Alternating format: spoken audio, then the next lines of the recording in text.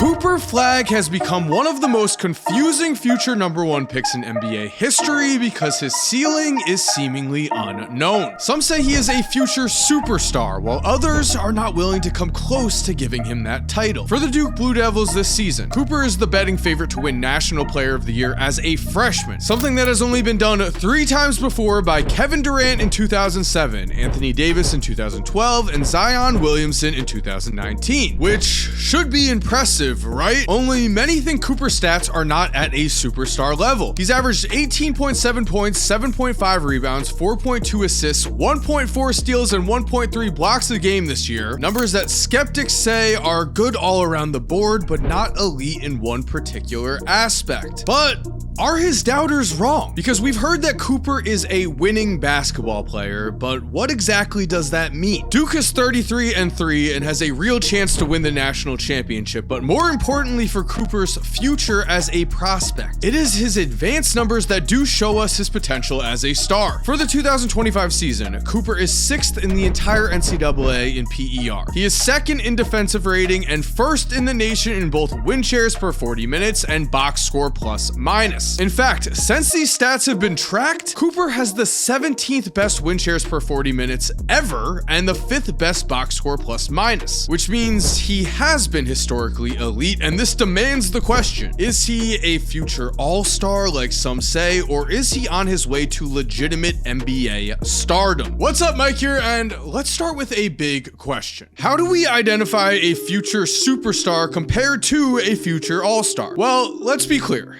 Cooper has the pedigree of a future superstar. He has proven himself and achieved everything at every level except the NBA that you would want to see in a potential franchise type player. In high school, not only was he the National Player of the Year, but he also led the U17 men's Olympic team to a gold medal, and in the finals against Spain, he had 10 points, 17 rebounds, 8 steals, and 4 blocks. NBA 2K my player numbers. Now in college, Cooper has led Duke to a 1 seed. He's already a first-team All-American. Again, he's odds-on favorite to be National Player of the Year, and he is a legitimate year younger than everyone else he's playing against. Cooper reclassified a year up to join college early. He turned 18 years old in December, which is massive when we consider his potential. He should be in high school right now, but instead, he is the best player in college basketball. And if we're being honest, his numbers at Duke are actually way more impressive than you would originally think. When comparing Cooper to 2 other Duke hybrid forwards in Jason Tatum, a first-team All-NBA champion, and Paolo Banchero, a number 1 pick all-star, Cooper in college has had the most points, assists, steals, and blocks per game out of this group. He is also shooting the best of the 3 of them, and his advanced numbers are even better here. Cooper has a much better PER than Tatum and Paolo. He has a much better win shares per 40 minutes. He has a much better box score plus minus. Let's really think about this. Cooper is a year younger than both of these guys were in college, but he is outperforming them in every way. And we already know Tatum and Paolo are incredible NBA players. So it is here where I think that the argument that Cooper is not elite at anything goes out of the window. He might be National Player of the Year for a reason. He has been incredible on the offensive end, and defensively, there is no comparison. This year, Cooper is 3rd in the nation in defensive win shares, 3rd in the nation in defensive box score plus minus, and 2nd in defensive rating. His defensive numbers easily clear both Tatum and Paolo, which means Cooper's ceiling might be very, very high. I mean, why would we think differently? So let me ask you a question here. If we were looking for specific traits for a top NBA prospect, what would we want to see? Before we answer that question, I would love to see if you subscribed and turn on post notifications, only if you're enjoying the video though. Now, answering that question, I think we can agree we'd want someone who is performing at a very high level, someone who lives to play basketball and demands greatness from themselves, and someone with a big time work ethic who is going to get the most out of their potential. Luckily, one of the most promising things we've heard about Cooper is that he is driven, that he is willing to outwork anyone to become the best basketball player possible. His approach to the game has drawn comparisons to Wemby, a singular focus to be the best basketball player he possibly can be, and we see that kind of effort on the court with Cooper's relentless motor. He never stops on both the offensive and defensive end. But what's most impressive and indicative of his future success is the fact that Cooper has shown serious improvements in his offensive game. In his first 11 games, Cooper's shot was not translating to the next level, as he averaged just 16.6 points per game on only 24 24.4% shooting from 3. But then, in his final 20 games of the regular season, Cooper averaged 21 points per game on 45.2% shooting from 3 against better competition in the ACC. That is what we want to see from a number 1 guy. And now, breaking down some specific clips, let's pay attention to a few things. The 2 knocks on Cooper's game are that he is not as quick as you would like him to be and that his handle is not there yet. But personally, I think that's focusing on the negatives, which is what happens sometimes when a prospect is under the spotlight for as long as Cooper has been. We're going to just watch clips from 2 games here versus NC State and Wake Forest to show you what I mean. It only takes 2 games to show Cooper's full arsenal. So to begin with, against NC State, Cooper gets the ball in the post and uses his feel for the game to sense that the double team is coming and then connects with the soft touch. It is very important for him to be effective around the rim, but in the modern NBA, we know to be a star, you need to be able to operate at the top of the key. So next up, we have Cooper getting a pick, hitting with a dribble move, and finding his man for an easy basket. It's also key to be dangerous in transition, and Cooper is just that. Here versus NC State, he takes the ball on a fast break and just drives relentlessly to the rim for a dunk. Then against Wake Forest, Cooper takes the ball in transition, hits with a dribble move, and the result is the same, another big dunk. Back to the NC State game, in the modern NBA, we know you need to be able to hit the 3. Well, here is Cooper isolating, finding his spot, and knocking down an N1 3. He is so dangerous because he can already do so many things at a high level. Here he catches the ball on the wing, the defense freezes while looking at him, so he just finds a cutter for an easy basket. On this next play, we see he drives to the basket himself. The help defense comes, but Cooper fakes out both players and scores anyway. To end this game, with the shot clock winding down, Cooper does not panic and instead, he hits with a pump fake, finds his teammate with the right pass for an easy basket. That is something you will hear commonly about Cooper Flagg's game, that he makes the right play time and time again, and that is very true. He is already a high IQ player and is only growing as a basketball player each time he's on the court. Against Wake Forest, he showed us even more of what he's capable of. He can be the pick and roll man and doesn't force things. We see here after the roll, he senses the space he has and just makes the easy basket. He can shoot from the mid-range. Here he is rejecting the pick, driving left and hitting with a nice fall away leaner. And then we have another ISO situation where he does not force anything and instead, after several moves to get to the basket, finds a wide open shooter who connects. It is easy to put Cooper's game under a microscope and try and find flaws, but to me, it is even easier to see just how great of a basketball player he is already. And as a prospect, he's the right height, he's athletic, he's producing at an elite level, he makes the right plays, he works as hard as he can. What is possibly stopping him from growing into an NBA superstar? The answer to me is nothing. Everything backs up that he is on that trajectory. Personally, I think he's going to get there. But I want to know, what do you think down below? So thank you for watching. I hope you enjoyed today's video. If you are new to the channel, make sure to subscribe and turn on post notifications. That way you never miss another video. Only if you like the video though, of course. If you are already subscribed, thank you so much for supporting. You are awesome. We all know it. And as always, have an awesome day and cue